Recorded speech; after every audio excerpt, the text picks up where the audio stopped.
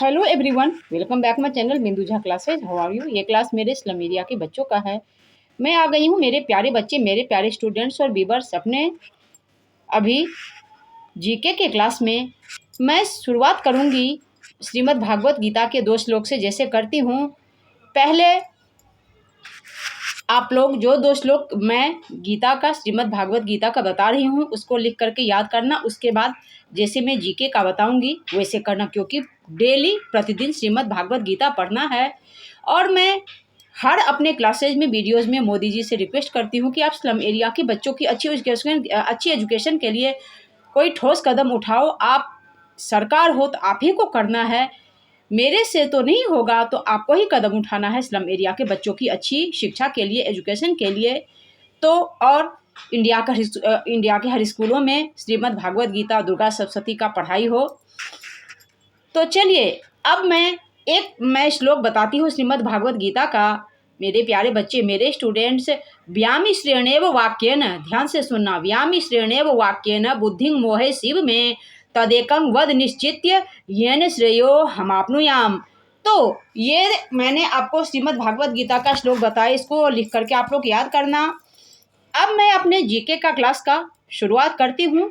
अब जीके के क्लास में मैं बताती हूँ कि डू यू नो, क्या आप जानते हो ऋग्वैदिक आर्यों का जो मुख्य व्यवसाय था वो क्या था? पशुपालन था। ऋग्वैदिक आर्यों का मुख्य व्यवसाय पशुपालन था और उत्तर वैदिक आर्यों का जो मुख्य व्यवसाय था वो कृषि था। क्या था? कृषि था। ठीक है। अब क्वेश्चन नंबर 2 जीके में, आर्यों का प्रिय पशु घोड़ा और प्रिय देवता इंद्र थे। आर्यों के प्रिय पशु कौन थे? घोड़ा थे और उनके मुख्य देवता इंद्र थे। आर्यों के वस्त्र ऊन, सूत तथा चर्म से निर्मित होते थे और आर्य जो वस्त्र पहनते थे वो किससे बनते थे? तो ऊन से, सूत से और चर्म यानी चमड़ा से बनता था। ठीक है। 3 जीके का क्वेश्चन, अयस शब्द का वैदिक काल में प्रयोग हुआ था। अयस शब्द का 100 में हलंत है। अयस शब्द का वैदिक काल में प्रयोग हुआ था। इस काल के लोग लौह धातु से परिचित नहीं थे। वैदिक काल में लोहे की कोई प्रधानता नहीं थी। लोहा का आविष्कार नहीं हुआ था। लोगों को लोहा के बारे में पता नहीं था। और अयस शब्द जो है, इसका जो है सो प्रादुर्भाव हुआ वैदिक काल में। अब एक और बताती हूँ, गविष्टि। गविष्टि गाय की महत्ता बताने वाला शब्द है। गविष्टि अगर बोल दिया जाता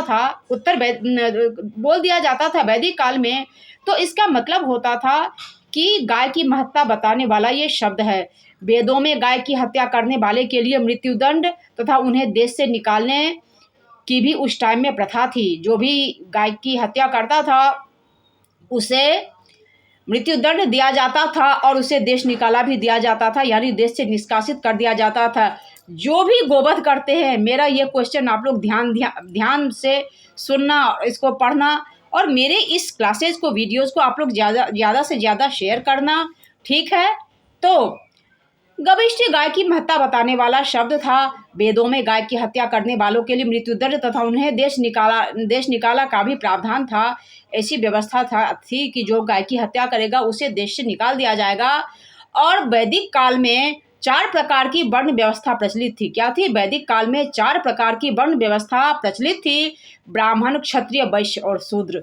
तो मेरे प्यारे बच्चे, मेरे प्यारे व्यूअर्स, आप लोग मेरा ये जीके का क्लास अटेंड करना और इसको लिखना, याद करना। सबसे पहले श्रीमद् भागवत गीता का जो श्लोक बताया है उसको आप लोग याद करना। तो फिर हम मिलेंगे कल के नेक्स्ट क्लासेज में। आप टिल देन बाय बाय। जय मैथिली, जय मिथिला, जय बिहार। आप लोग देखो मेरा यूट्यूब पर बिंदु झा सरस्वती क्लासेज चैनल है, और अगर अच्छा लगे तो लाइक, सब्सक्राइब करना, शेयर करना अपने दोस्तों में। ठीक है। और आप श्रीमद् भागवत गीता पढ़ो, जन जन तक पहुँचाओ और इंडिया में गो हत्या बंद हो, बंद हो, बंद हो। ये सबसे जो भी गोवध करने वाले हैं उनसे मेरा हाथ जोड़ करके विनती है, प्लीज इंडिया सरकार इसके लिए कोई ठोस कदम उठाए। धन्यवाद। आप सबको शुभ संध्या।